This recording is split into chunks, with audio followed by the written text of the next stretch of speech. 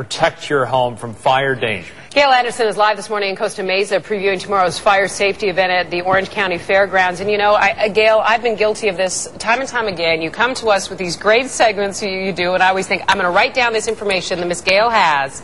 And then time passes and I don't do it.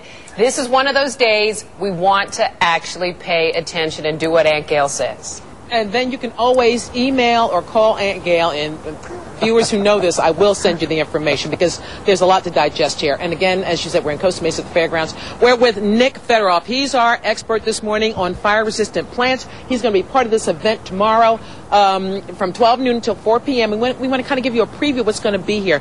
Valuable information. Timing is everything. Last hour, we talked about ground cover. We're going to review that for people who missed that. Now we're talking about fire-resistant shrubs. Escallonia, something I never heard of. Escallonia, and again, we are not going to be compromising the type of plants that we're going to be putting in our landscape. We want things that are just beautiful. Because he says that because most of us think if it's fire-resistant, it's going to look ugh.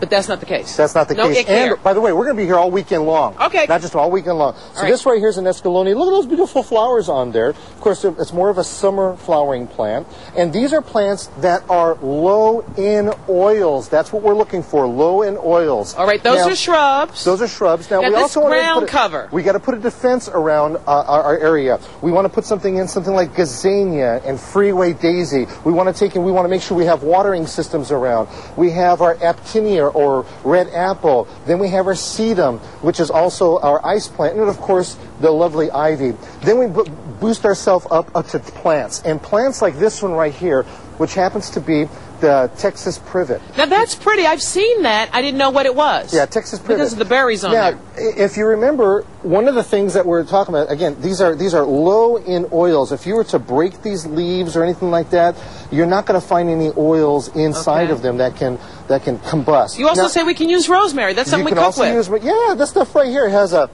really good stench to it, and it also is perfect for the yard and garden. Natal plum? Now, your natal plum. Now, check this one out right here. Natal plum is a little bit different. If you were to break this, oh, look at that. Look at that right there. Isn't that something? Look at that juice that's coming out. Man. That right there is a juice in there which is going to stop the fire from coming around as much. Now remember, these are fire-resistant plants. They're not fire-retardant plants. Okay, and star jasmine. Your star jasmine. That's pretty. Your star jasmine right here. Another plant, if you were to take and you were to break it, you're going to see juices coming. See those juices coming out? Look at that. That right there is going to slow a fire down. Remember, these are not fire-retardant plants. They're fire-resistant plants, and that's a major key that we have to remember in our landscape. And then also, later on, hopefully we'll be able to talk about how to put it all together within your landscape. Okay, we'll do that later. We also want to give people information about another layer of protection. We've talked about these fire-retardant gels. It's come up again. There was a church somewhere up in Lake Arrowhead. One of our cameramen told us about it, and it was protected by one of these fire gels. Now, let's give you a list of them. There are quite a few of them. Barricade, Hydrex, something called E112, No Char, Thermogel 2000L, and Fire Cape FP47.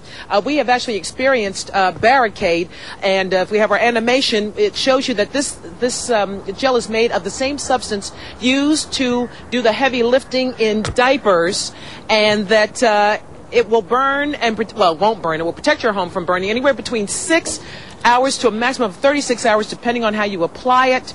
Won't harm the environment, won't harm your paint. Again, another layer of protection and information. We left when we were in the canyon yesterday, Santiago Canyon, this is the kind of thing that's burning up there.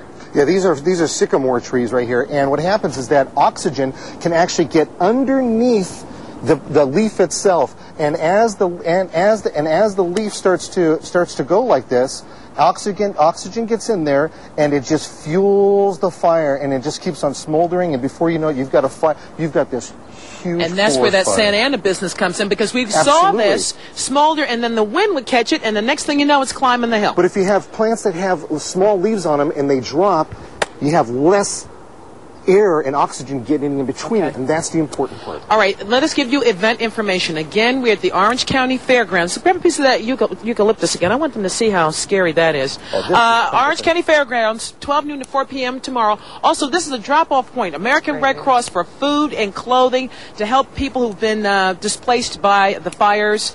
Again, a great way to help and a great way for you to learn tomorrow. And as we leave you, we want to show you eucalyptus. I love eucalyptus, but after living here and seeing what eucalyptus and the fires will do to eucalyptus, it's a little creepy. Hey, Gail, can I ask you a question about that gel? They can hear you.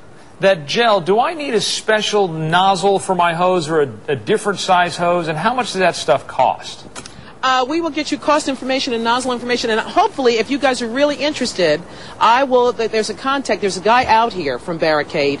We will set up a demonstration with him. We'd like to see that. I think it's time and again. if you really like that, I will make that happen. Okay. One quick last question. Do you put it on like now and it lasts on your house for a couple of years, or do you do it as the fire's approaching? Based on what their website says, you don't want to do that. You want to kind of do that, apply it when there is a problem in your area. Okay. Yeah. I think you said 6 to 36 hours or something like that? From 6 hours to a maximum of 36 hours, depending on how you apply it.